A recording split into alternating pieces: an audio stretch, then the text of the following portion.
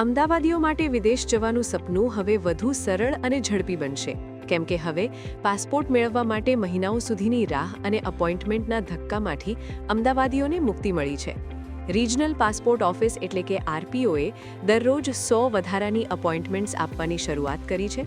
ઉપરાંત દર સોમવાર અને બુધવારે સવારે 10થી બપોરે 1 વાગ્યા સુધી અરજદારો સીધી પૂછપરછ કરી શકશે. પાસપોર્ટ સેવા પ્રોગ્રામ 2.0 હેઠળ સિસ્ટમ અપગ્રેડ થતાં પ્રોસેસ ઝડપી બની છે, જેના કારણે હવે અરજદારો પૂર્વ અપોઇન્ટમેન્ટ વગર પણ રૂબરૂ મળીને પોતાના ડોક્યુમેન્ટ્સનું વેરિફિકેશન કરાવી શકશે. અપોઇન્ટમેન્ટની હાલાકી ઘટતા સમગ્ર પ્રક્રિયા વધુ પારદર્શક બની છે. કલાકો સુધી લાઇનમાં ઊભા રહેવાને બદલે હવે અરજદારો સીધા અધિકારીઓનો સંપર્ક કરી શકશે, જેના કારણે અરજદારને સમયની બચત સાથે માનસિક શાંતિ મળી રહેશે. हाल में हमने कुछ बड़े कदम उठाए हैं, कुछ नए इनिशिएटिव्स को हम के बारे में जागरूकता फैलाने की कोशिश कर रहे हैं, जिससे आवेदकों को और ज़्यादा फ़ायदा हो सके और सुचारू तरीके से उन्हें पासपोर्ट सुविधाएं मिल सके.